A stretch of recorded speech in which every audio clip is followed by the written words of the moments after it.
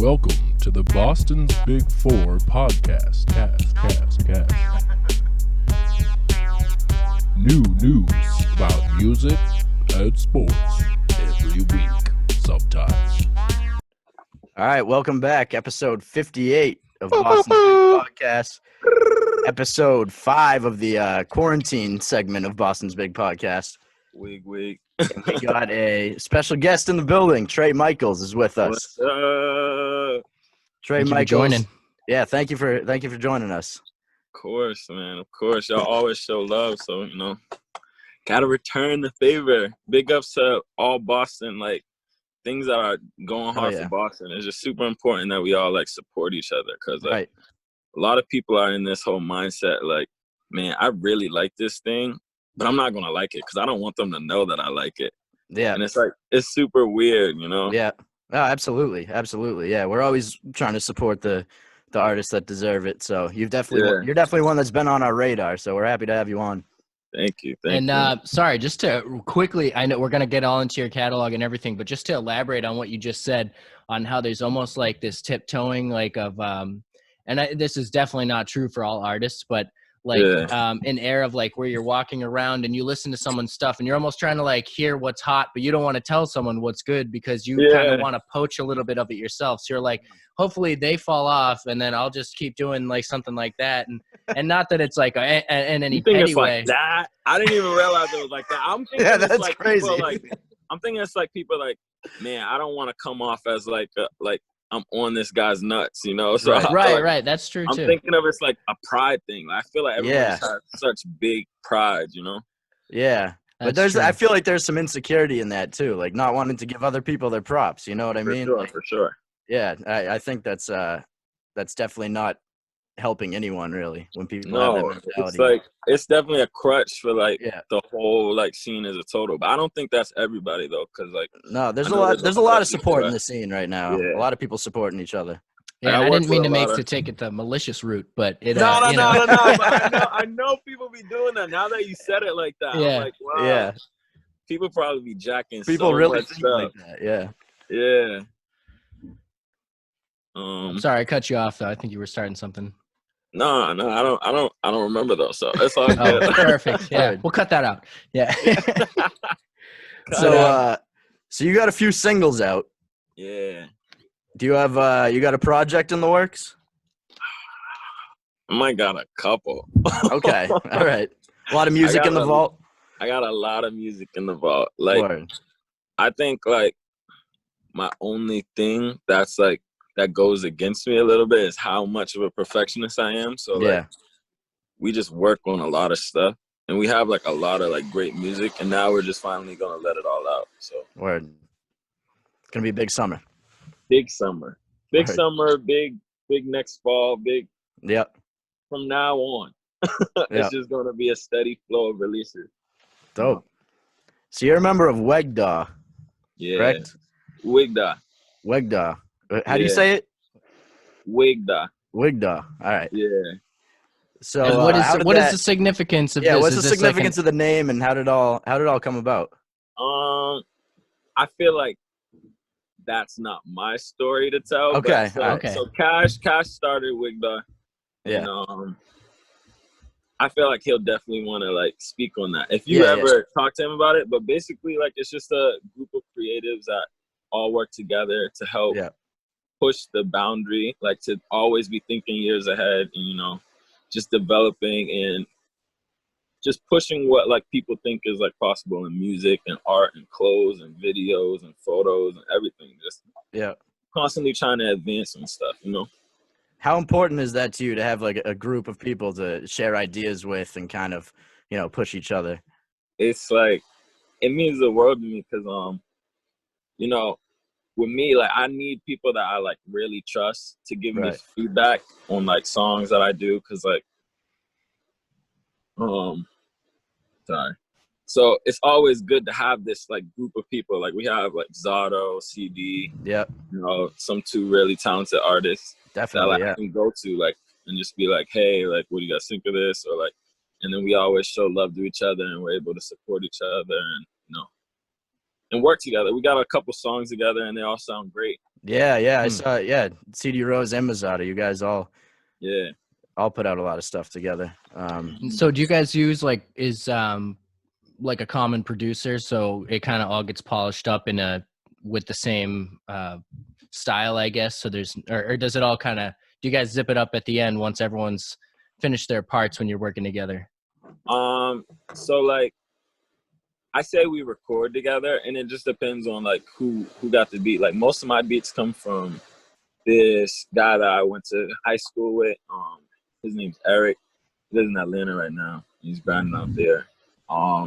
Most of my beats come from him. We got this like great like producer artist combination where I'm like, yo, I need this sound like this, and he just gets it like that. So on that front, I get my beats from him. CD gets her beats from like someone else or whatever, or maybe she gets some from him, depending on the record. Like, you know, we just listen to music. Good music speaks for itself. Like what I say is like a good beat will write itself. Like as soon as I hear it, I'll have like words already if that beat is something that resonates with me. So but back to the question, I'd say we use like the same mix engineer. So like if me and CD do a record, Eric's gonna mix it. Okay. But if Zotto's his own mix engineer, so if I do a record with him, he mixes it himself. Mazzotta started as like primarily a producer, right? Yeah. Yeah. Sure. Okay. And he just recently started putting out his own singles. Yeah. That's how I met him actually. He hit me up on the gram, and he had a record that me and Kosh loved, and we were like, yo, we need this. And he came through, and like we were just working on, like, we're listening to this beat. He was all right, I'll just work with you, see what we get. And then we got, like, the connection was there, like, immediately. Like, it was funny. We were laughing. We were singing. We were throwing jokes. It was just, like, great vibes. Right. Ever since then, it's just been, like, a continuing relationship, you know? So did you have any shows affected by the quarantine right now? Nah, I didn't have any shows affected by it yet. Yeah, no shows affected by the quarantine. Yeah, because I know I was seeing a lot of stuff getting pushed like before we all got locked down. So it was like people were just being careful, and then it turned into like everything's gone for probably a year now. But yeah, I was just curious. Shows that I was gonna go to, like or I guess in any way. Yeah, but not any of my shows in particular right now. We're really focusing on like finishing the project, like, and getting a lot of this music out. So. Oh, have you found that to be easier now because you're just kind of locked in, or is it a little hard? Music? Yeah. It goes in and out. It goes in and out because, like, when you're outside and you're constantly interacting with people, and that's where like inspiration comes from. Yeah, you get like, I'm an outgoing person. I'm an extrovert, and I love like talking and being around people and feeling other people's energy and stuff. Yeah. So like, being inside has been like a dramatic change of pace, you know. And every now and then I'll just like wake up and be like, shoot, and then I'll just be locked in for the whole day, and I'll have like 3 records by the end of the day or more, if not. But other than that, like I love it though. I love it and hate it. Like I love the fact that I'm able to spend as much time as I want on music right now because there's like nothing else to do. It's either that or like watch TV. Right. And TV's boring as hell now. Exactly. There's no sports on. What are you gonna watch? Yeah. Tiger King. Carol Baskin. Yeah, exactly. Right. That's. I haven't gotten into that. I don't know. I haven't watched it. Nah, I've watched like the first episode or 2, and it's just funny to me. Yeah. Same. It's crazy how big it got. All of a sudden, everyone was talking about it on social media. Everyone. I was like, what the hell is I was like, what? I'm out of the loop here. Like, how'd you guys know about this show? And I didn't. Like, yeah, his voice is just so funny, though. Like, oh, man. I can just, like, I could, like, do it all day. Like, Carol Baskin said he had 200 cats. I may never financially recover from this. Yo, he's wild though. He's wild. Yeah, hey, she did do that though. Her husband died. I have not watched any of it, but from what I've seen online, it sounds like she definitely killed him. It sounds like she did. Well, I'm pretty sure they reopened the case as a result of the show because they're like, hey, maybe she That's did do crazy. it. I'm pretty You're sure that. lying. Or That's is it crazy. still open? Actually, I think that's what it is. That's crazy. They say in the show that they never closed it because it was like inconclusive enough to say Yeah. like he just I'd be disappeared. so sad if I was her. I'd be like, wow, you guys really snitched on me. Right. I was getting away with it. Like it was supposed to be so easy. Oh man. But in terms of like shows, yeah, no shows so far.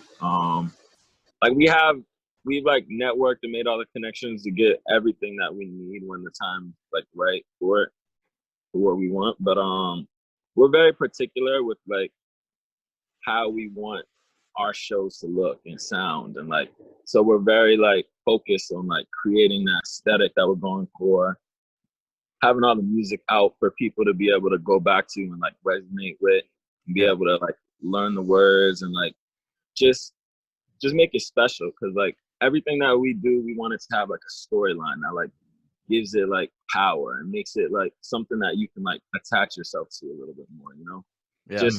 Just so it's not just music, it's like you're able to feel me as a person and understand. Right. It's something you can experience, not yeah, just it's more like a tangible thing. We don't want it Right. to be Yeah. like in the streaming era, a lot of music has like transitioned from like tangible product to like right. just streaming and Just like, something to put out and Yeah, something throw on that's for a out there, couple so- minutes. And, yeah. we want to make sure that we're always able to give someone something they could like attach themselves to, you know? Right. Yeah, Like- and shows kind of have that. It's such an experience that anyone can, in a way, just put on a show, like get some Yeah. artists to come and do a lineup. But then you're curating an experience where like, all right, I'm gonna pop out, and my set's gonna be like this, and then you guys are gonna come out and smooth them out, and then like it's just maybe it doesn't always happen exactly like you're gonna do this, and I'm gonna make them feel this way, but Yeah. it does have to do with the aesthetic of like how your lights are going to be versus the headliner's lights, and just For sure. it all kind of and just like your obviously set list, the individual set lists, and how you curate that. So I guess it's the difference between putting on a show and curating a show, and it sounds like if you're taking that time to put it in beforehand, it's going to be a great show. So that's worth putting the time in. Like I love performing so much. Like my energy has just always been high. So whenever I'm performing, like I always get like a positive reaction from the crowd. And we're able to Hell yeah. connect I've seen you after perform a couple of times, and you definitely tear the house down. It's fun. It's fun as hell. Yeah. I remember one of like our first big performances was me and Meet the Outside Yep. did AIDS benefit for UMass Dartmouth. Okay. And, like, they like sell out the auditorium at AIDS benefit. It's like a big auditorium, a big college auditorium. Right. And I remember like going into the show, like we were very like specific on what we wanted the lights to do, like flash here, flash there, go dark. Yeah. Who are you and what do you believe in? Come back in. Yeah. It was really fun. And I just want to make sure all my shows I'm able to tailor and do and make all those adjustments that I want to do, because I have like a vision. I just want to make sure that everyone's able to see that, you know? Right. So yeah, you went to UMass Dartmouth with Meet the Outside. That's where you met him, right? Yeah. And you guys made music in your dorm, correct? Yeah. And that's kind of that's when you first started putting out music. So I've been putting out music forever. Oh, forever? Okay. Yeah, but I went under a different name. My name was Trauma. My name was Trama. I was Trauma. And then, like, I don't know, my sophomore year of college, I put out my first record as Trey Michaels, which was this record called Agent Blue. I put it out as a video with this really talented videographer from Boston. His name's JMP. He now like works with like all the big people in the industry. Like he did Sad for X. Oh wow. Yeah, he did a lot of stuff. Like he's crazy. Like you guys should check him out. He did a lot of the Roddy What's his name? videos. JMP. James. JMP. Yeah, he's a fire videographer. Like I remember when I first saw his videos, I was like, "Yup, this is the guy I want to do my video." Because like certain people can actually execute your vision. You can just tell that like from their work. Right. Yeah, because I definitely like has to do with that skill level. If you're trying to communicate exactly what you want, and if Yeah. someone's well beyond kind of that skill level, if they're off the charts and what they can do, it's almost like you could tell them anything and they'll just whip it up really quick, like, oh, something like this, and you're like, oh, maybe, all right, no, a little more like that, or sooner there. Yeah. But then it's like they really lay it out for you quickly, so you have these templates to work with, and For that sure. is huge. And because I mean, it's funny because even just now we're working on this. We do a podcast, and there's some video elements and stuff, and sometimes you find yourself outsourcing things you're not exactly ready to do. So Yeah. you gotta have someone who's just like able to, and it's super useful.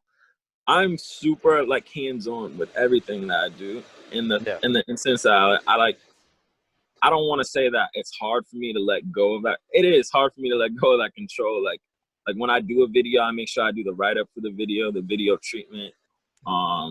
When I'm working with producers, I like to go in there and tell them like aspects of the beat I want to take out, like bring lower instruments I want to bring lower, other instruments I want to add in, like different sections where I want to hit different. I just like to like really put my fingerprint on every product that I do, you know. Are you a part of the mastering process at all? Mastering, I wouldn't say, because mastering is more so about like boosting the levels and stuff like that. Yeah. But in terms of like that's such a mystery to me. I'm always trying to figure that out. That's why I'm always curious. Mastering was so hard. Like when I was younger, like we released our first project. It may still be on the internet, but I don't know if I want anyone to ever find it. Oh, secret tracks. Sound off in the comments if you can find it. Trauma, right? TRAMA. All right. Yeah, I'm not repeating that. But yeah. So I remember mastering the first project was just like annoying because we were all doing it in house. Like all my friends that we got together. My school had a studio. This is basically my musical journey that I went on. My school had a studio. My mom sung when I was younger. I was that little kid running on the stage while she was performing. And then like growing up, I just always had music in me. And then like when my school was like, yo, I have a studio, all the seniors in the high school were like in the studio, and we were like nervous, like to go in there. Right. And I'd record with them, and they taught me everything I know and how I know how to work Logic. That's the software I record all my stuff on. Yeah. So I learned Logic from them, and they just gave me the game, and I went in there and they opened up like with open arms, just accepting me, just like, Trey, like you're really talented. But they had like one thing. They said I sounded too much like one artist when I was younger. And then who was it? I don't won't do it. Yeah. I'm not bringing that back. All right. Keep it out. Yeah. I got rid of that. I can't bring it back. Yeah. So they said I sounded way too much like one artist. I'm like, no, I don't, bro. I'm nice. Leave me alone. Yeah. Right. And then like just going through it and like recording so much. Like we'd be in the studio from like 8 p.m. to like 8 in the morning. Like me and Eric and Alex Cyber, and we just be working on stuff all the time. And then gradually I just found my own sound and like own rhythm and vibe and like how I like to approach music. But I wouldn't say that I like music used to be like super easy because I would just like I wouldn't like be as particular to like what I wanted to like create. So I remember like the first time that I realized like what I wanted to like really do would probably be like, a lot of people don't know this, but I had this record with another Boston artist, and we put it out and submitted it to Spike Lee, and he put it in one of the movies he was producing. No way. Yeah, it was. You guys get like any royalties out of that, or we got a nice little nice. There you go. Nice. Skrelly bucks. Some, but but that was like a really cool moment that like showed me that okay, we're pushing in the right direction. So I know that like once like we get all the music the way I want it to sound, like it's there. I remember one thing that really inspired me about it is when Spike was doing the press run for the movie, he did like an interview with someone, and he was talking to them, and he was like, yeah, so when I made the soundtrack, I like took the soundtrack to L.A. Reid to get his approval, because he was saying how he wanted all the music to be from independent artists, and he like put it out, and he was like send it in, and we send it in. He was like, I sent it to L.A. Reid, and I played it for him, and he was like, "This is good." So like once I knew like, yo, L.A. Reid listened to my track, and gave me and approved it. Approval. Yeah, right. Yeah. I was like, word, this is lit. Like I know I got something at least. Yeah, so. that tells you something right there. Yeah, so ever since then I just been grinding, like just trying to make sure that everything that I'm saying is like what I want to be saying. And when I listen to it back in like 3 or 4 years, is this still going to be something that I know like, yo, that was Trey at that time at least. So I'm really like specific on that, but that was a big moment for me. Yeah, I mean, that's incredible. Getting your song in a movie, first of all, and getting legit credit for it, because a lot of times let alone you hear a Spike Lee movie. Yeah, and I mean, especially like someone that's like so big for my like at least my culture. Like he's made so much like movies that resonate with like the world. So it's just it was a big look. I was so sad that they had the opening day thing, and I couldn't actually even make it to it because I was sick. It was in New York. Shit. It was in New York, and I couldn't get to it. Yeah. It happens. At least you know what? Especially now more than ever, it's especially important that you didn't go when you were sick. You know? Don't be spreading your viruses. Yeah. For sure. Like sneezing and coughing in public is going to be a no-no from now. Oh my God. There's going to be some violence. There will be violence. Yeah. Right. Away from me, Satan. Yeah. So actually, do you have any like did that establish any roots like in the industry? Like have you gotten any offers, or are you thinking about getting any soundtracks in future films, or what are you thinking? Definitely like in the group is like I have like a couple goals, and like a lot of my goals are into syncing and like understand like making sure I get like the right sync placements and stuff, but in terms of that, I don't know if we should like speak on it totally too fair. heavily, Yeah, but, totally like, fair. We got NDAs galore. Just trying to like make sure like we get the right connections and don't like talk on them too early, and just like foster relationships, 100%. Yeah, you definitely don't want to blow your load if you just right out the bat. But it's good a lot to. Of people still even like a lot of people don't understand that it's better to build rapport with someone than to just like, hey, do this for me. Exactly. Yeah. And it's like people are less likely to do favors. I'm like, what? I don't even know your name. Why would I do that? Yeah, they're like, hey, I got something to offer. Trade? And they're just like, I don't even, no relationship. Yeah. They don't even ask for the trade. That's just ask for the trade. Just looking for handouts. Yeah, they're just like, hey, do this for me. I'm like, why? Who are you? Yeah. And it's like, I still would, because like, if I like it, I'll still do it. But like, I'd appreciate to like, be like approached as a human. Nobody just likes to like do that. Right. You don't feel like you're being used. Yeah, like it doesn't leave a good taste in anybody's mouth. Right. Yeah, and I think the closer you get to the like elites in any industry, that's going to happen. Like people will just kind of see that, oh, you've generated some success. I bet by being near you in any way, I can get some of it. So maybe you should like, hey, can I come? Or like anything like that, Yeah, right. Like people love to do that. And I think a lot of people do it without realizing it. They just think like they know someone better than they do. Yeah. So it's that's interesting. I'm sure that's something that you got to navigate as things progress. But so did the song that was that part of an album, or was that a single that you wrote specifically for that movie? To be honest, we were going through this run. Like I said, we built our own studio. And we would invite like artists from Boston to come to the studio and work with us. And he came.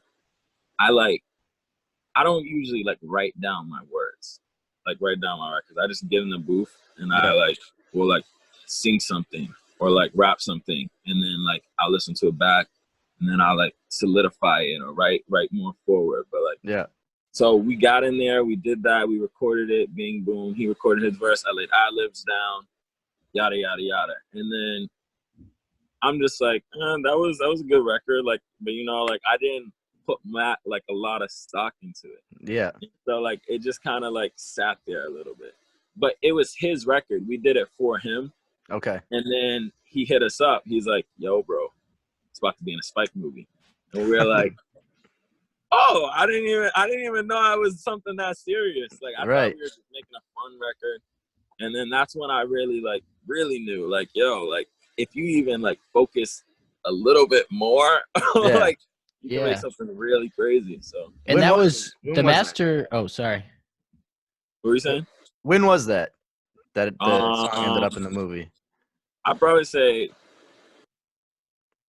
I can't remember the date. Okay.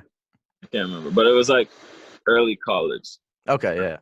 Mm-hmm. 2 years ago. Is it Old Boy? Is the movie Old Boy? Are we allowed to know? Nah, it's not Old Boy. I want it to be Old Boy. That's a sick movie. Yeah. It's not Old Boy. Oh wait, it's a movie that's out, or is it not released? It's out. Okay, I was like, I feel like it would have to be, but I don't know. It was one of his like indie releases, though. Not. Okay. It was one of his indie releases, and yeah. Yeah, we're gonna find it. Sound off in the comments. I'm gonna find it. I got a lot of hidden treasures. Yeah, I guess so. If you've ever seen a Boston's Big Four episode, we love hidden treasures, and we love telling fans to find them and then buy them with their Skrelly Bucks. Anyone out there with Skrelly Bucks? Skrelly Bucks. You gotta have Skrelly Bucks, though. Pick up one of these hidden treasures. Oh man! So yeah, I got a couple hidden treasures. Like, remember the Dat Piff days? Oh yeah, of course. Yeah, might have something on there too. Oh, all right. People forget about Dat Piff now. Yeah, there's a lot of good stuff on there. That used to be like the place you go to release music. Mixtapes, like that was mixtape central. Yeah, it's crazy. So, how'd you link up with CD Rose? So it's funny. Like, I was just scrolling through my newsfeed, and I was like, I found like one of her cover videos. Well, I think it was an original song actually, and she was just performing it on the video, and I'm like, "Whoa, yeah, this is great." Yeah, and I show it to Cash, and he's like, and I'm like, "Bro, you need to like work with her." And then he's like, "Yeah, no problem." And then he's like listening to it, and then like I get back to him, he's like, "Bro, I haven't stopped listening to this Instagram video. Oh my gosh." And then we just start talking to her from there. And she came by, recorded some stuff with me. Like, and then we just all vibe and connected. So yeah. It's just all natural vibes when it comes down to like working with artists. It's like the easiest the reason why like our relationship is so much more long term is because it was just so natural, and like she came, like we felt the energy. It was just great. Yeah, and we all really like each other, so we stuck together. Yeah, it's important. So you put out Jordan, right? Yeah, me and her have Jordan. Yeah, that was a really fun record. Yeah, I love that I wasn't record. even supposed to be on it. Oh, really? Yeah, because I was recording it for her, and I was like, I like this. It's like I could kill this, and she didn't have a second verse yet. Oh, and okay. I was like, I like this. Like, you know, like if you need something, I got you. And then, was that the other song? Another hidden gem. Another one that's not out yet. Maybe, who knows? But guess the title in the comments. Here's my hint. Oh, Rollies? Oh, okay. All right. That's just my hint. But yeah, so for one of those songs, I can't remember what it was. Yeah. Or maybe it was both of them. Like she came in, she had like one verse already written and the hook written. Yeah. And then I was like, I love this. Give me 30 minutes. Yeah. Like went upstairs to the bathroom, like brainstormed some things in my head, came downstairs and was just like, let's go. Let's go. Or whatever. Yeah. No, Jordan's a great record. Yeah, I love Jordan. And like we did like two videos for it. Oh, really? Yeah, I think only one of them came out, but the other one was super fun. Like we were. Did I We cut got out? you. Yeah, no, you're good. You're You're back. good. I just Yeah. got a call, but the other one was super fun. We were playing basketball against each other. It was like a one-on-one game between me and C. Oh, really? The concept was we're like, we'll go chain for chain. Like if I win, you give me your chain. If you win, you give me your chain. And in the beginning, I'm cooking her. And then by the end, she's like throwing shots from like the road, and they're all going into the hoop. So it was mad funny. That's the day I'm bringing the plated chain. Right. Like, yo, I'll go chain for chain with you if you want.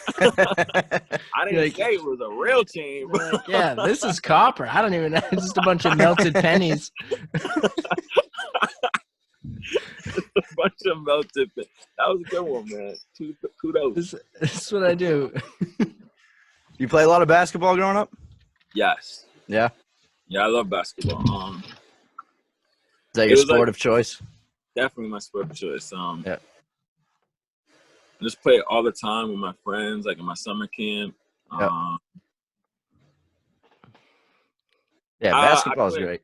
Yeah, basketball is phenomenal. It's so fun. It's just such a beautiful sport to me. Like, yeah, it's so graceful. I always focused on like Allen Iverson. Allen Iverson was just like the greatest to me growing up. I was like, man, this guy is fucking cool. He had it all. Exactly. He was just so cool. Like you just everyone wanted to be like AI. Yeah, like, I was like, man, every time this man plays basketball, something amazing happens. He brought his own style to the game. Like he changed the game. Yeah. He revolutionized the style of the culture. Right. Like, Absolutely. Like, everyone was looking like AI back in the day. Yeah. He's the reason they have a dress code now. I know.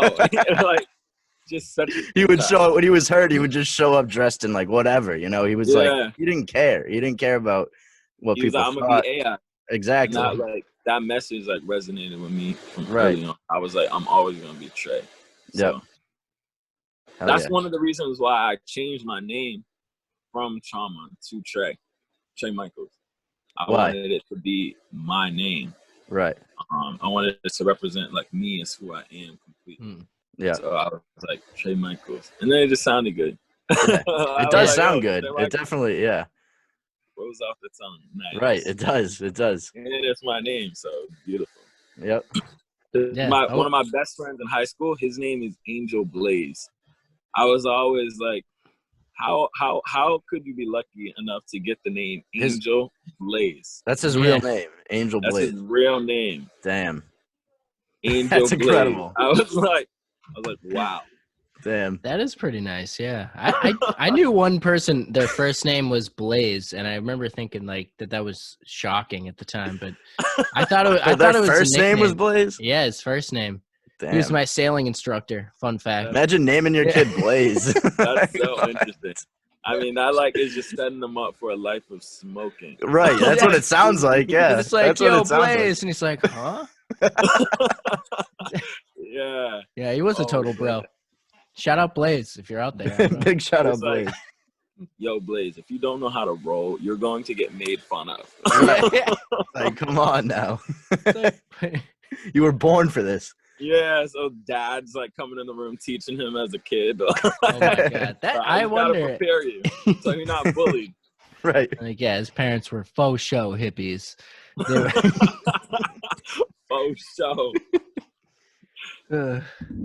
But anyways, so I actually was curious if that was a pseudonym, Trey Michaels. So that's not short for anything, or is that just that's your full name? Wow. That is pretty nice. My middle name. That rolls off pretty fresh. My real name's Trayvon, but no one ever calls me Trayvon except my grandma. Okay. That's fair. Yeah, no, but Trayvon. I mean, it's not like a stretch of a nickname, I guess. So yeah, that makes sense. Yeah, that does work out because I guess there is definitely, and like you were saying, you had originally had a total pseudonym. And most rappers do, I feel like, because they don't find their name to roll off the tongue enough. Yeah. So I always appreciate when rappers use the real names. Yeah, and in that case, you're unapologetically you. So there's really just you're not hiding anything there. and Right. it's just all you, 100%, no mask. Except for your, sure. it's like one of those things where you take the mask off, but it's exactly the same underneath. And you're like, oh. All those like Russian dolls. Yeah, Like, it's right. a little version. Oh, That'd be kind of fun. A music video where you're just like always taking a mask off, but it's just the same. Hey, you might be onto something. That would be cool. As many layers. If I use that idea, like, you know, It's yours. It's free. it's fine, bro. It's free. Wow, you're just giving me free games. As long bro. as we can link out this clip later. Okay, no problem. You got it. That's a fair trade. I Boom. accept the terms.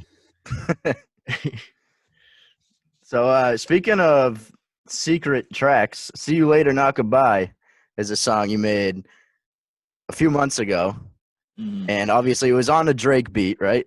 Yeah. So can it be found anywhere right now? Yeah, I have a link for it. Okay. So basically what we did, made the song, obviously. Yeah. Great song. Created all the pictures behind it to help people get into the world and understand like where I was coming from, so they could see like parts of my and how much they mean to me, and just really feel it. And then we tried to post it on YouTube. It got taken down in like less than a second. Like, damn, immediately. Like, yeah, Drake's probably combing hard. We put it on SoundCloud, got taken down right away as well. Damn. And people were like hitting me up like all over, like, yo man, like we heard the snippets to the song, like we want it. Like, send it to me. Like, please. Yeah. I'm like, I don't know how to get it to everybody at once. Right. We tried Dropbox, but it wasn't like easy to access. So then we made a Google Drive account. That's just for "See You Later, Not Goodbye," with its own email address and everything. So like, if you wanted, you can email the "See You Later, Not Goodbye" email address to speak about it or whatever. Oh, word. And then so the Google Drive had like the lyrics. It had a short letter of me about a traumatizing event where I got in a car accident. That made me like realize how important family was to me. Again, it like reinforced it. And then it also had the video and the song in it as well. And then we had that package up available. No, I didn't have the video yet. So it had that package of the song lyrics, the rollout pictures, all the pictures we took, just so that people like can go to one place and like feel the world. And we like put it up on the link in my bio. And then it got overrun, like not like overrun, but like it override, like too much traffic was going to it. So like no one could download it anymore. It was like, you can't download the song because too many people have tried to download it within a given time. Google made that choice? Yeah. Wait, do you have a website? We're gonna have to, we might have to talk offline if you want to figure that we might be able to do this. What did you say? We might have to talk offline. I don't know if we should say this on the cast, but I think I think we can still share this. There should be a way. If you got a web, there's got to be a way. Yeah. So Google now it's fine. Like if you went to the Google Drive, you could like get to it because like, not everyone who like downloaded it already downloaded it. Yeah. So the problem was like you'd have to like wake up early in the morning or something before other people had. Oh my God. This is like coming up with your schedule at school. I don't know if anyone. Yeah. It was like if you wanted to hear the song, like you'd hit me up. I'd be like, listen, like I'm sorry, like, but like if you come back in like a couple hours, I'll put you on the waiting list. Yeah, so then like people would wait and then they would download it and they'd come back to me. They'd be like, yo, Trey, I'm so happy I waited. Like it sucks that Google did this and that YouTube and SoundCloud did this, but like it was definitely worth the wait. And then we were like, okay, we need to make this more accessible to people. Like it was really cool that it was more intimate and like that. Right. Certain people were able to have it and stuff. Right. But we need to make it's almost like if people are making the effort to find it, then you know they really want to listen to it. You know? Mail them a USB with a nice handwritten note and some candy. Yeah. There you go. What's your favorite candy again? Yeah, that would be the coolest. People would love it. Yeah. So then we were like, what's the best way we can make this more accessible to people and like help them fully understand the song? So we compiled a bunch of clips that all resonate with certain parts of like the lyrics. Like if you're closer to me, you can understand how each clip reflects the lyrics better, but the video just like paints the whole story of the song. And like, yeah, we put that out on IGTV for everyone to be able to view. And that did really well. Everyone loved it. I got a lot of comments and support on it. And that's how we chose How to Let It Live. We just were like, okay, this will live here. Okay. So like Instagram has no issues with the Drake beat there?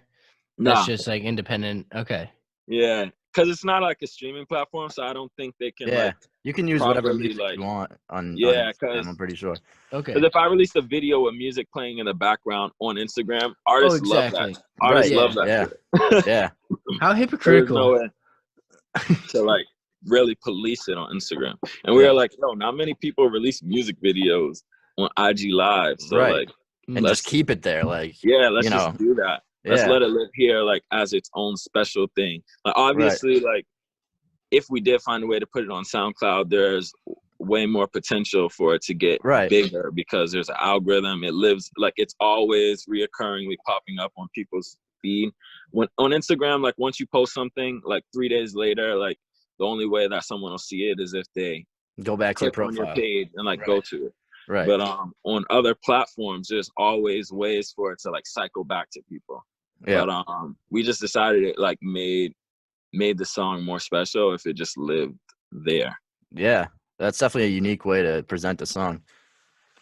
And I think we've said in the past, like it's fun as a fan to go and like if it turns out not all of the artist material is like on the albums, you can go and like, oh, it's actually on their Instagram. There's like one video that is awesome. Like you can only find it here. And there's certain things like that I've found with certain artists where like just personal other like underground things I've people from other cities where it's like they have like one song that they only perform live. Actually, just a Boston example, Hefe Replay. If you could release that song, it's like cooking up different dope in the kitchen. I don't know. I've been trying to find it. Oh my god, he does that. No, there's a few artists that do that. They have songs that they only perform live. But it gets you chasing them because like I want to hear it. Like I need to find that song. So like when you have things like that someone has to go find. It gives like it adds some magic to it, and then that has to do with like you mentioned curating shows. Like you're curating this experience of you. So when people go and watch your material and try to find more, they're like, oh, it's not just all right here. I have to go other places and I want to bring back that feeling of when I was a kid and I was combing through freaking websites looking for that next new record, like downloading music on my computer online. Early internet wasn't easy. They didn't just give it all right to you. Like you had to find stuff. Yeah. Just LimeWire. Yeah, the LimeWire days. Oh my god. Giving your computer all sorts of viruses. Yeah. That was like unprotected sex with the internet. Yeah. For sure. I remember like those are the days. How Soulja Boy blew up through LimeWire. He would like name his track like 50 Cent, new 50 Cent record. That was the thing about LimeWire. The titles were wrong like a lot. Yeah, all the time. So like you download a song and you'd be like, it would say like Lil Wayne. It would say like Lil Wayne, a milli, and it would just be like some random dude, and it's like yeah. And that's how he used that to his advantage. That's smart. That is smart. I mean, Soulja Boy's like somehow remained relevant all these years. I know. He's as good. He's always Drake. Just because of crazy shit like that. Dude, but wild. Honestly, the example he gave was pretty like spot on. There was some significant comparison between the songs he was. Soulja Boy, he was saying. Oh no! So that song that he was talking about, Drake actually like said years ago that he was paying homage to Soulja Boy. Like, did he? Okay, I wasn't familiar with the whole thing, so that makes sense then. Yeah, because he was like, he copied my shit, and I was like, oh, it's like, all right, relax. Yo, he did. Yeah, that's as much as I knew about it. Yeah. Charlemagne was just like trolling him. He's like, "Oh, you're right. That's Kiss Me Through the Phone." It's not even Kiss Me Through the Phone. Charlemagne is so funny. Shout out Brilliant Idiots. He's with Andrew Schultz now. He's a funny guy. Super fun. Yeah. No, that stuff's hilarious. But don't be stealing stuff. I have a question for you guys. Has there been something that you were looking forward to that had this like that either changed or wasn't possible because of the quarantine? Well, it's funny you say that. You may have listened to our podcast with Leeds, Ned Welberry. Yeah. So we actually were planning on putting on a show like under the name Boston's Big Four, and we were going to have a headliner and some local openers. And it was, we were working on dates, and then this all started, and it looks like we're going to be pushed off. So, but I mean, so sad. That's on the That hopeful really side. is. Were you guys thinking about the summer or like the fall? It was going to be. We were hoping August. for the summer, but that's not going to happen anymore. Probably. Yeah, late summer. So. I think. I find it hard to believe because a lot of the dates that were like official and postponed, like in the late winter and spring, early spring, like will probably be like honored earlier than the ones that weren't official yet because we're just working out dates. Right. But there's other there's just plenty of actually I had family weddings, a couple things that got pushed off. Oh yeah, I had a wedding I was supposed to go to. Where were you guys gonna have the show at? Middle East, right? We were hoping to. Yeah. Upstairs. Yeah, upstairs first, and then we'll work our way downstairs. Yeah. Don't want to shoot too high. That's out. But yeah, when it finally happens, you're welcome to be on the bill. We'd love to have you. Yeah, for sure, man. Yeah, criteria is you have to have been a guest. So that's you have to have been a guest on the podcast. Yeah, that's our rule. So you're doing it. Perfect. So talk about your relationship with Meet Fee Outside. He's just will always be like my brother. Because that's how I found out about your music was actually through him. Yeah, we like a couple of years ago. We have a couple records together. We got Whispers. Yeah. We got this record called Pavement. Yeah. That's one of my favorites actually. Wasted. Yeah, and Wasted. I love Wasted too. Yeah. I love Pavement. I feel like it was slept on, but yeah, no, I like that record. Pavement and Wasted. I think we have more, and we have Thursday. Oh, Thursday, right? Yeah. Off his last album, yeah. Yeah, we definitely have more together that just isn't out yet. Yeah. Or something. But yeah, every time like I work with him, we definitely have like a vibe and like a connection where it's easy to just like create a record together. Like some people, like you're like, yo, I want to do a feature with you, but it's always just like so hard for it to come together. Yeah. And with him, it's just natural. Like I said, with the other people, it's like an extension of the family, you know? Right. And that started at school, right? Yeah, for sure. I started at school. We were living in the same dorm, just grinding, building our socials together. Yeah. Going out, taking pictures with each other, like helping each other build the brand. And I remember like the first record we made together was Whispers. And like, I thought he did so good on that record. I remember he played me and he's like, yo, Trey, I need you to be on this. And I'm like, okay. And I went into my room and I recorded it by myself. And he was like, yo, Trey, let me hear it. And I'm like, no, not yet. Because I'm like, I need to perfect it. Like, you went hard. I'm very competitive. Yeah. So I feel like you have to be when you're working with somebody like that. It's like, you gotta, it's like friendly competition, but you feed off of each other. Yep. I love just pushing each other to go further, to reach that next level. So I'm like, now you can't hear it yet. Like, oh my God, like, let me do it again. And like, then he heard it and he's like, bro, why were you holding this out? This is fire. Hell yeah. And then we did it for the AIDS benefit for the show and everyone loved it. So like, it'd be fire. Like one time we were like in the dorm just chilling and we heard a car like driving by blasting it. Word. So you built up like a solid fan base at school. Yeah, I would say. Like every time like I popped out at like a party, they'd be like, yo, Trey. And they'd bump, like either Whispers or I had this like dancey record called My Mind. Yeah. And it's just always fun like when people like show love and like just appreciate the music like that. And we're able to just connect, you know. That's like my big thing. I just want to connect to like as many people as possible and like just touch everyone, you know.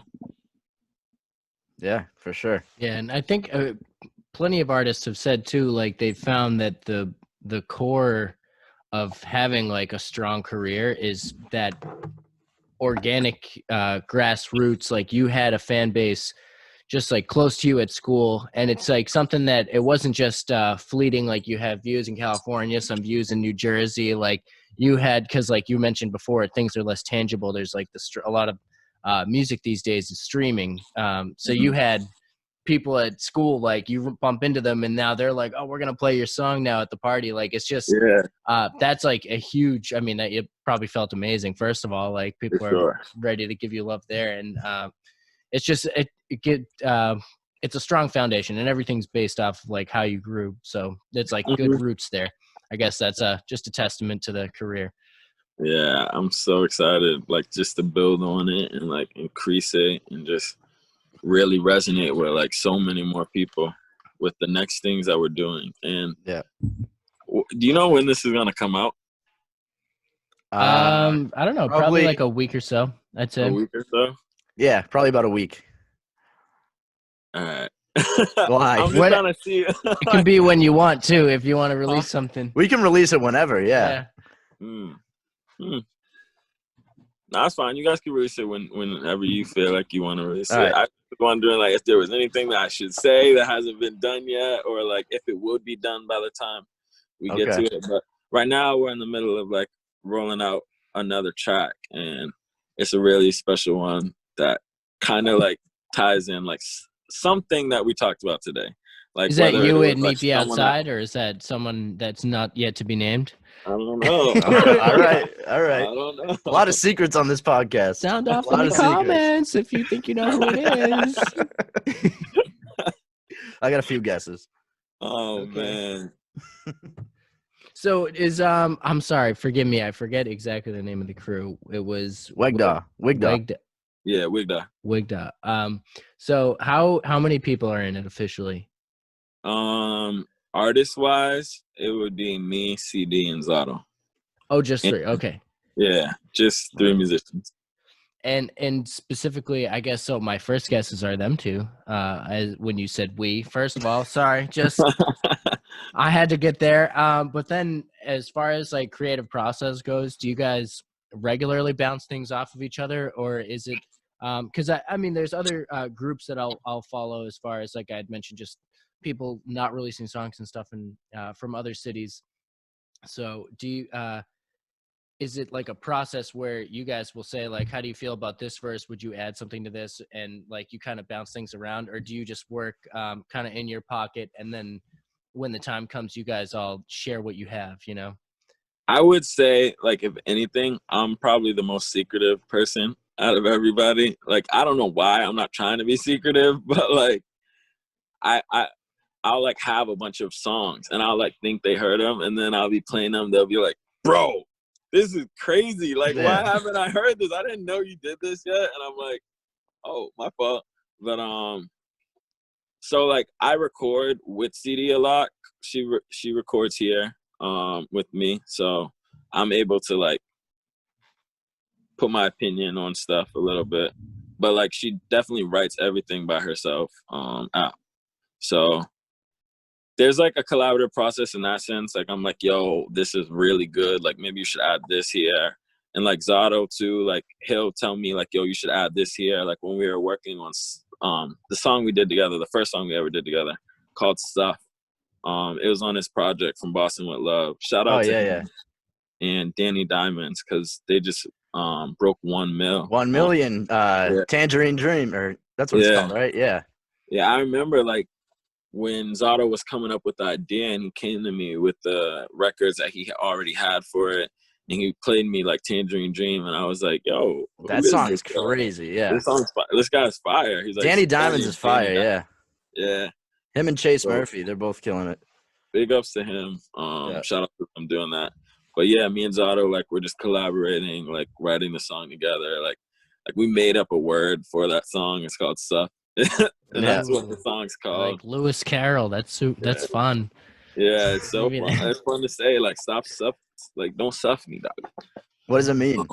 It means like when a girl is like, or a guy, if someone is like on you too heavy. Like Yeah. stuff like they're suffocating you. Oh, So, all right, yeah. all right. Like they're standing too close to you at a party when they talk to you, Yeah. and you're just like, yeah, Don't stuff me, dog. right. Like, yeah.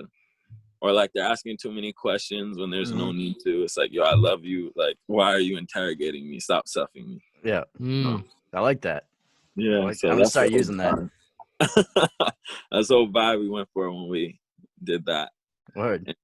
Just collaborating always like makes for like a better product. So like when we're in the room together and we're able to work with each other and, you know, bounce ideas off like quickly. A lot of us like to work like quick. So like it's always better when we're around each other and able to do that instantaneously, you know? Right. Mazzato's got a couple. He's been putting out some good singles lately. Yeah, for sure. Vertebrae. That song's crazy. Yeah. I love that song. Actually, I almost was on that song. What'd you say? I was almost on that song. Oh, you were? Yeah.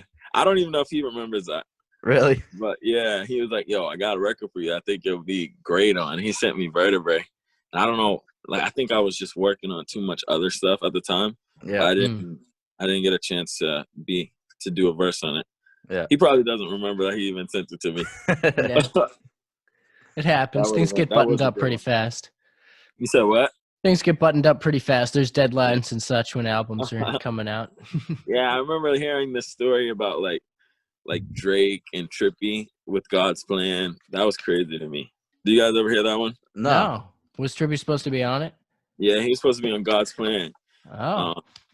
And then like Drake came out in the interview and was like, don't blame him. Like, you know, like it happens all the time. He was talking about how like Young Thug sent him a record that he wanted to get on. Yeah. And he never got a chance to get to it. And it just like happens. It happens, you know? yeah. People are busy. Yeah. Yeah. As long as you don't have to pay for your verse, they better give you some refunds something. Yeah. I assume that funds would not be exchanged until the verse is done. Yeah. Hopefully, that's how it should go. Yeah. Yeah. I mean, I like to get like the first half up front, but like depends on who it is, you know. Right. So, who are some of your biggest musical influences growing up? Growing up, I was big into Eminem. Really? Yeah, I was big into 50 Cent. Yep. Like my house was like a cult for 50. Really? Like, are you more into the Marshall Mathers LP or the Slim Shady LP? Sorry, I had to ask first. I don't know. That's impossible. I don't know. That's a tough call. Yeah, it is a tough call. Those are his two best for sure. They are, but I feel like you gotta have a favorite. No, I'm just kidding. Yeah, 50 Cent. 50 Cent was like I couldn't like rightfully choose without like going back and listening to it again because it's been a while since I like refresh myself on it. Right. Yeah, I've personally flip flopped, so that's why I was just like, I know that's kind of a trick question. So I was yeah, and 50 Cent, like growing up, like we would play this game, like watch MTV videos, and whoever like video you got would be like your card. Like say you're playing cards, that would be like your card.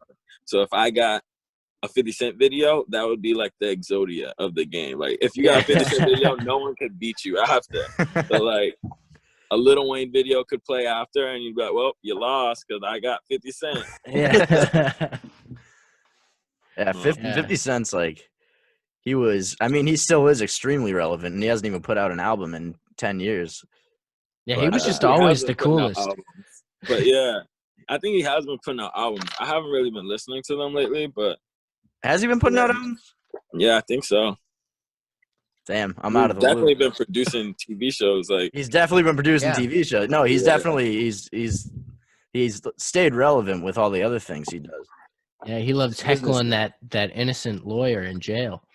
He just released this record with Post Malone. I did see that. But it came out mad long ago. He just released the video for it. It was so interesting. Yeah. To see like old Post with the beard and the braids again. Yeah. It's crazy. But 50 Cent, I really loved him growing up. Who else did I love growing up? I just had this in my head. I just lost it. Eminem, 50. Kanye, yeah. Like 808s and Heartbreak was just like revolutionary to me. That's your favorite Kanye album? I wouldn't say it's my favorite Kanye album, but it Okay. was just super revolutionary to me. It definitely was, yeah. Like, Did there you was ever a point catch in time- Kanye in Boston? Yes. Which for time? Pablo. Oh, okay. That was And the Yeezus. wait. Yeezus. Pablo's the one where he was the Yeezus was when the stage moved, right? And then Nah, Pablo was on the stage move. Pablo's the one you went to, Owen. I'm pretty sure. well, Pablo's the one where it floated, right? Yeah. Yeah. You went to that one. But Yeah. I thought Yeezus like he was like it like lifted up or something, and it like Yeezus, he had this crazy set with like a mountain in the background. He had like he always wore his like mask, his like freaking Margiela or some designer mask, and it was just fire. Yeezus was an experience. I'm so happy I went to that. Yeah, super inspiring. Like that's like those are some of the inspirations for why I'm so focused on curating a show and like making it like feel like something that you keep with you for the rest of your life. Yeah. You know? It's just I want that feeling, you know, and I have the visions that I want to do for the show, so I want to make sure that we're able to get them all out. But yeah, I caught him for Yeezus and The Life of Pablo, and both of those are crazy. At The Life of Pablo, I was moshing with a bunch of Kanye West. Oh, you were on the floor? Yeah, I was on the floor. Oh my god, that floor looked That's unbelievable, awesome. dude. It was crazy. And like me and my friends, we're like spontaneous. We're like, so we were just chilling. We're like, yo, the Kanye show's today, bro. We should just go. Like we didn't have any tickets. That's awesome. We just pulled up to the Garden and asked for tickets at the box office, and they had some. No way. There you go. Yeah. Oh Damn. my god. And you got floor seats last minute. Yeah. Damn. Yeah. And they weren't like overpriced like they were on the internet. They were like regular. Yeah. Well, I don't think they can overcharge them there. Hopefully. That might be the way to do it. Yeah. Well, that happens at Fenway. People will I let out some secret game. Yeah, right. I want everyone to know that. Yeah. Nah, it doesn't work. No, it doesn't work. Yeah. I got turned away last time I tried. Yeah. It doesn't work. Yeah, they don't have they don't even have a box office no more. Yeah, they got rid of it. It's all online because of the Rona. Exactly. Limit contact. Yeah, don't go to concerts unless it's Trey Michaels. Facts. But yeah, those people really like resonated with me. I really like Nas. Yeah. I Jay-Z I grew into. Like I like Jay-Z records a lot, but I didn't realize how much I love Jay-Z until I got older. I think that's the same with me too. I used to say like when I was in high school, I used to be like, oh, Nas is way better than Jay-Z. Mm-hmm. And now like I look back and I'm like, maybe he is, but Jay-Z's catalog is better. So Jay-Z's like, incredible. They're both incredible artists. They're both incredible.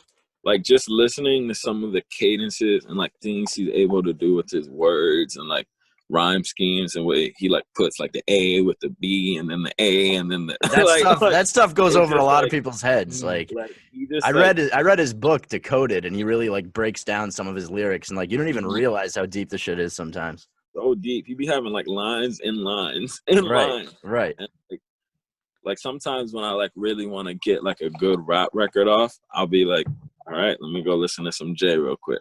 Yeah. And then he'll like just awaken the like brain cells in my head that are for that rappy shit. Right. But yeah, Jay's always been since then a big inspiration for me. Word. There's definitely certain songs like you listen to, and I guess like there's like to anything a balance, but like because some people try not to listen to mainstream artists too much. We've had some people say that like that other guests like that they come up like with their own creative process, they try not to listen to like other try not to be influenced by to take like how that works. unintentional influence. Because really on the other hand, because I was gonna say there's certain songs I'll listen to and it's just like makes me want to spit bars. Like you just feel like you're like, oh my god, this makes me want to come up with my own version. I never understand when people say that. That's like being an author and saying you don't read books. Like it's I don't know. It's just it's weird. Like Lil Wayne, he's like the biggest like. Well, he always says that. Yeah. He's like I just listen to me all day. He's like I just listen. He's like I'm just listening to the song I recorded last night. He's like that's all. I don't get how he's still like he's so good and to never listen to anybody else. It just doesn't make any sense to me. But like you know, teach their own. To each their own. Yeah, everyone's got their own process. You know, everyone's got their own ways that they work. And yeah, like me, when I'm feeling like in a writer's block, send me like a good 3 records, and I'll be like, I need to get my ass in the studio and make something better than this right now. Yeah, Like, yeah. it, Or like, sometimes lights a even fire under me. listen to other genres, like just something that kind of kickstarts you in a different way, you know, and then Yeah. that you take sort of maybe pieces of that into like that kind of kickstarts a different process. So it feels yeah. Like, one thing about me as an artist is that, like, or I feel that I'm very versatile. So like, there's like a lot of different lanes that I could go into. So I always, like, whenever I'm approaching a record, like, I always gotta like cycle through my brain, like, which trade do I want to be on this one, you know? Right. Because I just, like, the good thing about music for me is that I can make what I feel. So I always want to be that artist that, like, is like, you know, that he's doing something that he felt that way. So like, you can feel that way as well. Like, you can feel my emotions in the song. Like, I don't want to like say too much, but like, in terms of like things that I'm experimenting with, because I don't want other people to experiment with it first. Right, but right. I got a lot of stuff in the storage that is gonna like, I really hope it surprises people the way it surprised me. I never thought I could make a record like this, but Word. I just proved myself wrong. And now I'm like, okay, any record that I get, I try to look at it not of ways like, why can't this work? I try to look, how could I make this work? You know what I mean? Like, if it's something that I wouldn't normally do, I'm like, that's just a chance for me to. So kind of like forcing yourself to step out of your comfort zone a little bit. Yeah, and like, trying to solve more. the puzzle. Yeah, because there are ways to make it fit, and for sure. Yeah, definitely a right-brained activity to get that to happen. That is good. What did they say? That right brains are like lefties, right? Right brain. Well, I think it's like that right brain is the creative side, and I think the left is like the mathematics side or something. Yeah, and my then, left like, doesn't work. It's broken. It's broken. It's been broken. But I think there probably is something to the switch, like I think, because I do think like the right side of your brain controls the left side of your body or something like that. I don't know. I've heard that. Yeah. That's all messed up. So that's why I said that. Word. Slightly ambidextrous, but I wouldn't be writing anything important with my right hand. Okay. Interesting. Ransom notes, maybe. Yeah, ransom notes, maybe. So they can't track it back to me, you know? Right, there you go. I have your... Yeah, that's where the Boston's Big Four head's at. Yeah. We're thinking about ransom notes. Ransom notes. Like, send $5 million to Boston Big Four. Appreciate exactly. That hasn't worked yet. But yeah, not yet. We'll keep trying. We're trying, yeah. Oh man, maybe you're not kidnapping the right things. Like, you're just taking their favorite pillow. Then I'll buy another one. You got right. That's true. Yeah, we're definitely not careful enough. So speaking of kidnapping, do you have a lot of stuff in the vault? And I mean, as far as like dates, I know you said you were curious about when we were releasing this, so yeah. Probably I'd say give or take a week or so of this coming out.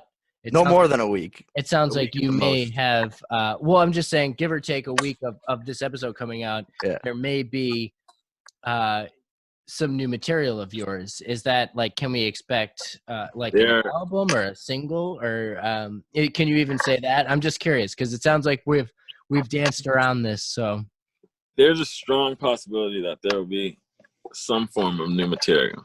Okay. Right. And that's pretty fun to think. Because it's like this was good timing with the podcast then. Yeah, it was great timing. Right. And it's going to be more interesting if this happens to have been released after it comes out, because then people will be like, oh, that was the project. That's what you're talking about. So we'll be dropping these breadcrumbs throughout this podcast. I know. I love it. And I love talking to people, so this is like great for me. Yeah, man. We're happy to have you on. This is good. How has do you like have a good home recording setup? Like, has that been easy for you to be like working it from home in that way, or has it been like Yeah, do you have an outsourced studio that is it easier to yeah. normally? I have a good setup because when we were younger, we built like an actual like really solid studio in the garage. Like we like built walls, like built Oh our yeah, own separate booth, like soundproofed the whole thing. Word. good place to Raised the start is money, with the walls. That is yeah, important. raised the money for the equipment and stuff. Um, so yeah, so and then I've always just had like pretty good equipment after that. We had like 4 or 5 good mics within the gang because we just needed more and we just buy another one, you know. Yeah, I definitely I can feel that with the podcast. I'm an SM58 fiend. I'm just Mm. picking them up all the time. But you're probably getting better microphones than that. I'm just I those need are- I couldn't tell you because like I don't know the like technological stuff behind it. I just know that I have a friend who knows that stuff, and he tells me, See, okay, that's all you buy need. this or buy All you that. need is to have a friend who knows. That's who Owen is for me. Like, all you Yeah, need is a friend who knows that I'm the stuff. producer. Yeah. yeah. Yeah. But like whenever like I always like one of my curses is that I have to look for information. So like whenever I'm deciding between 2 things to buy, I'm Googling everything possible about it. Yeah. Like reviews, like why is this good? Like sometimes it like makes it slower, which is annoying as hell. But like, you know, I always do my due diligence, you know. Yeah, you have to. You got to be thorough with those kind of things. Yeah, so thorough. I hate it. I want to just buy it on impulse. Yeah. Yeah. I mean, but like they do say buy once, cry once, because you don't want to buy like something mid tier and then find that you really wanted something like higher level, and then you got to buy another thing, and Yeah, you've already spent money on something like in the mid range. So yeah. it's definitely worth like finding out what you need and buying it, even though sometimes those budgets can just go out of control. Out of Especially control. with studio microphones. I know like what's the recommended ones, like the AKG like C something. I forget the exact model, but it's like over $1,000 for like this one microphone. It can do Damn. everything you need, but I'm like, oh my god, how much are you trying to spend on a microphone? Right. Yeah, microphone can get crazy. My producer, he has like a way better one than me now. So I love when I record with him. Like he lived in Nashville last year or so, and I went down there. I stayed there for a month, and we recorded a lot of great records. I'm so excited for the world to hear. So Yeah. excited. But despite yeah. the microphone, it has a lot to do with the artist. Like any microphone you can make sound good. So I mean, Yeah. but that is, I mean that's what he's really good at. Like this guy is like a wizard behind the freaking engineering, like P's and Q's with mixing and mastering and producing. Like he can do it all. So I'm really excited for more of the records that he produced to come out so that I could shine light on like how talented he is and Yeah. just show the city how special he is, and you know, let them work with him, you know. Yeah, absolutely. So when are those records coming out? You don't know? Well, one of them may or may not be dropping in Okay. the Okay. next couple of weeks. All right. there is a chance. There's a chance, and there's a chance that I don't know. Let me not. All right. We'll stop All there. right, yeah, let's Chance that stop we're there, not but- sure. Yeah. But the point is, from here on forward, there will be a lot of content trickling. out. Word. Awesome. And this is the time for it. Everyone's at home listening. Yeah. Exactly. So No we one's got got time. anything better to do right now. No, I know. Like, I've been listening to so much music. I always do, but it's like there's nothing else to do. Yeah, for sure. One like freaking like pet peeve I have is like when someone drops a body of work, I have to sit down and listen to it all the way through. Yeah. In like a good setting. So it's like so annoying that like sometimes albums like pile up. Like I listen to a lot of singles right away, but like Yeah. sometimes like I'll have to like listen to a lot of albums in a row because like, you know, Trippie maybe dropped like a month ago, but I haven't got a chance to listen to it. And then Tory dropped, and then Yeah. such and such dropped. 'Cause So it- now yeah, I'm an listening album's to, like, something like you got to set aside time to listen to. yeah. Yeah. So I like to listen to the body of work the way the artist wanted it to be listened to all the way That's through. important. That's important. I saw an artist post something about that the other day, like how important it is for people to listen to their albums in order, like, and not listen to them on shuffle, because a lot of people listen to albums on shuffle now, and it's like, I had the biggest argument with one of my friends about that before. Really? Like, please don't do that.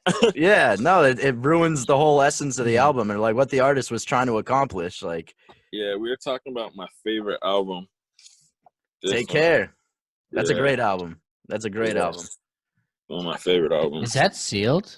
That's pretty sweet. Yeah. There you go. That's definitely Drake's best, in my opinion. Yeah, it's my favorite from Drake's, but I like all of Drake's albums. I like all of it. Actually, Nothing Was the Same is one of my favorites too. Yeah, Nothing Was the Same. But it was a great time. Like that was like when me and David when me and Meet the Outside met up. So yeah.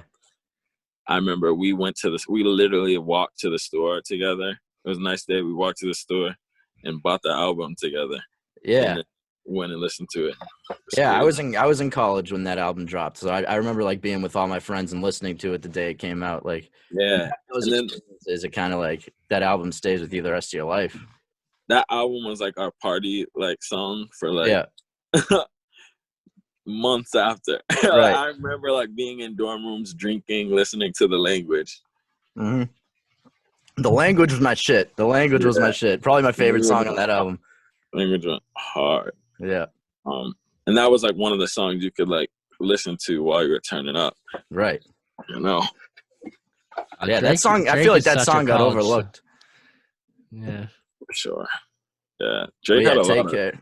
Take Care is a classic for sure. Take Care, Mike. Yeah.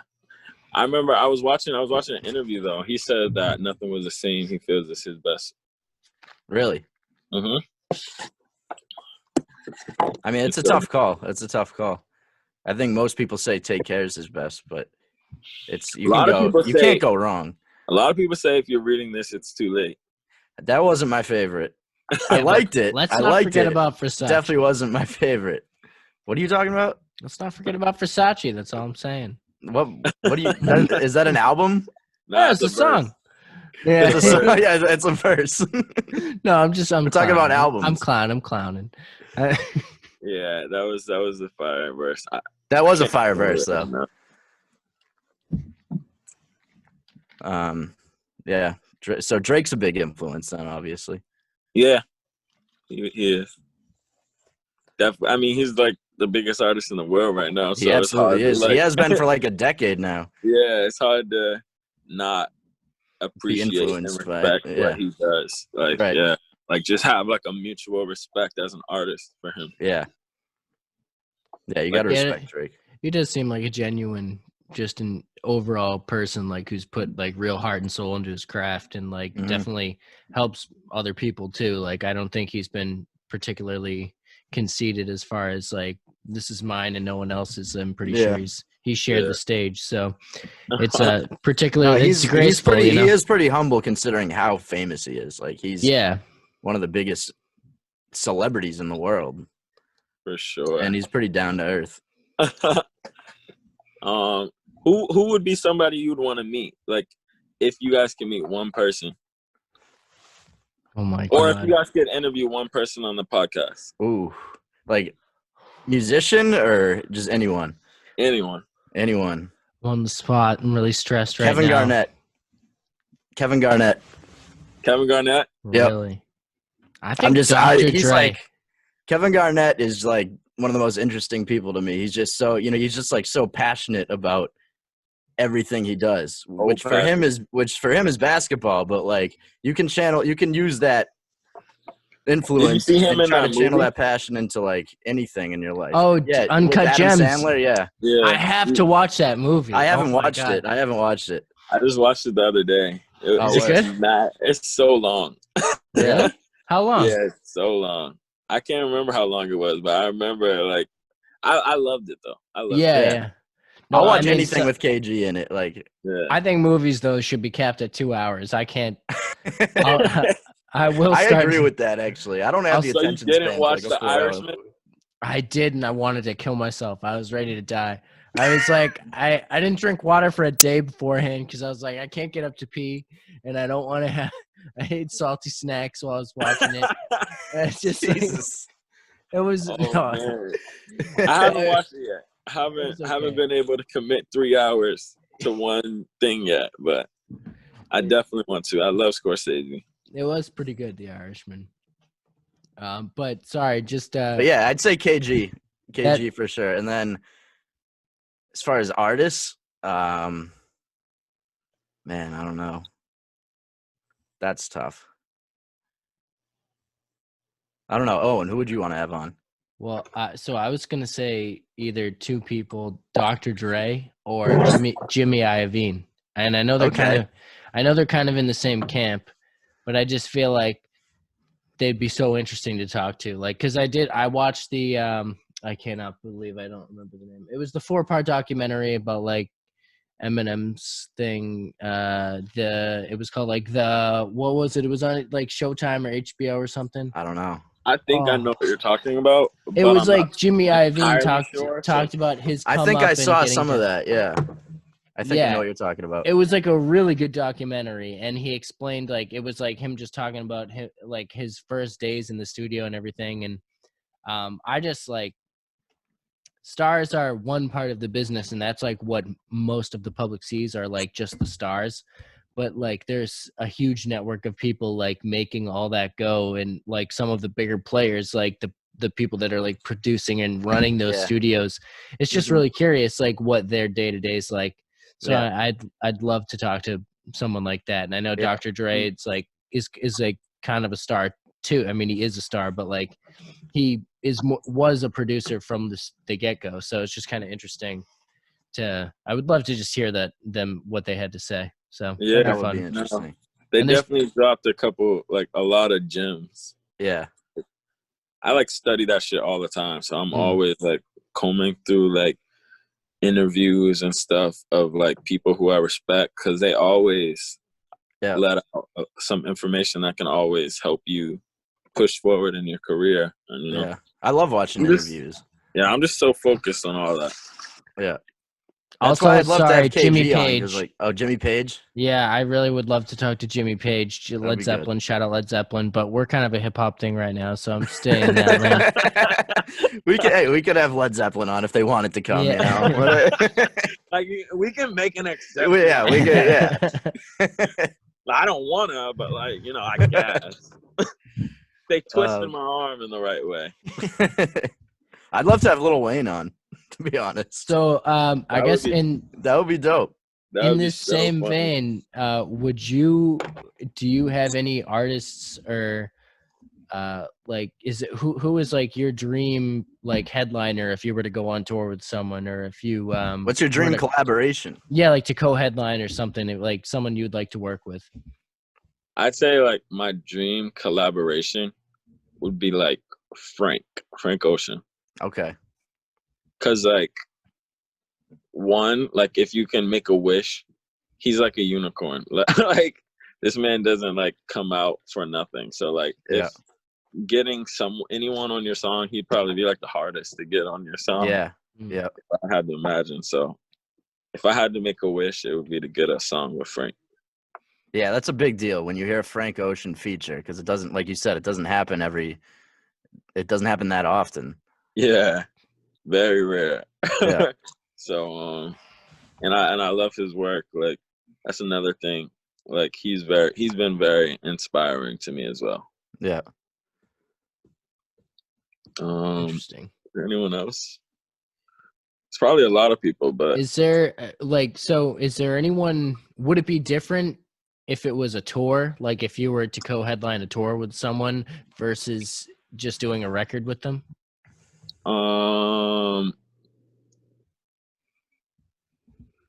I wouldn't say so. Like one line that Drake said that was like super inspiring to me is when he said, when they told me take an R&B nigga on the road, and I told him no, and drew for Kendrick and Rocky. So it's like, so he's going for the energy. Yeah. So like he knew that there was a way that people perceived him, and like how he should have different, like these certain kind of artists on the tour with him.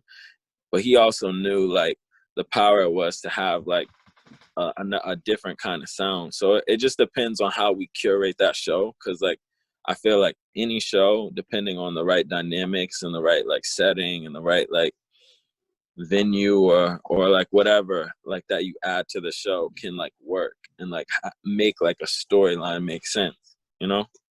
Yeah.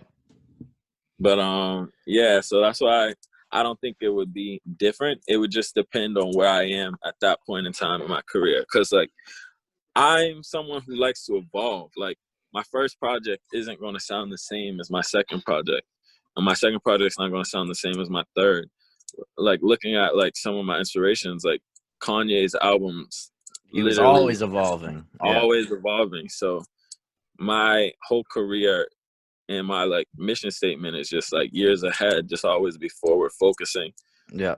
On what you're going to do next, like how you're going to change something or change what you're doing. At least like maybe you don't have to like change everybody's frame of mind, but like just think out of the box and like expand your comfort zone. Right. So yeah, did I answer the question? Yeah, I think I feel you. I think you got it. But I would also love to, in terms of like performances, I think Tory does crazy performances. Travis does crazy performances. There's this artist called Comethazine that I'd imagine has crazy performances because his music is so freaking crazy. I don't know if you guys ever heard of him yet. I've never heard of him, no. Sounds familiar, but I'm honestly Comethazine? wouldn't be able to name the track. Comethazine. He's pretty fire to me. But where's he from? Could be pretty vulgar. I don't know where he's from actually. Comethazine, hit us up. Yeah. Sound off in the comments. Yeah. So I don't know. We can wrap this thing up whenever. if we've covered, Sure, I don't know. We've covered coming up on anything. anything. Yeah, we're on like 2 hours almost. Is there anything you want to plug? Because we've definitely been. Yeah, right. No, these podcasts always fly by. Like we'll look at the clock and we're like, oh, we've been here for 3 hours. Like what? It does not feel like that. Yeah, it does not feel like that. No. Shout outs. Well, I feel like I shouted out all the people that I like. Yeah. So if you didn't get shouted out, he doesn't like you, basically. No, I'm just kidding. I'm just kidding. I love y'all too. I'm just, I got a little something in my cup, so fun. Yeah, it's understandable. Can't remember everything right now. No, you can never. Yeah.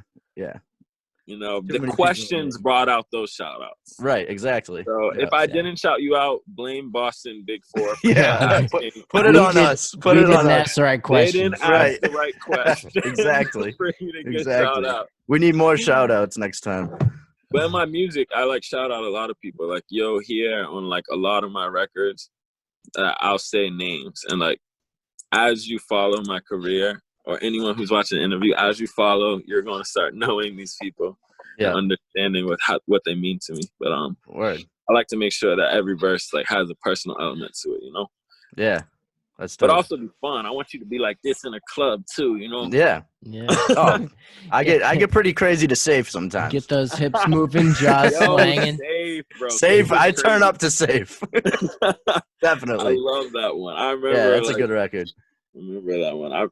Because Cash had left when I was working on Safe. Like Cash was in the studio with me a lot beforehand, and we were working on a couple records. And then he had left me alone for a while. Yeah. And then he came back, and I was like, I don't know. I just been working on a couple stuff. He's like, yo, play me something. I was like, yeah, here's this record. It's called Safe. I don't know how good it is yet. I played it for him. He's like, humble brag. Yeah, right. No. I just like to. I like to, give him like a low ground. So like, right. But you don't want to be like feeding them the expectation. Right. You want to know what they really think about it. Yeah. I don't want to influence it at all. So I was just like, just check this out. And then he was like, bro, I'm so happy, bro. I can't believe, I'm happy I could leave you and know that you're gonna be cooking up something like this, bro. Yeah.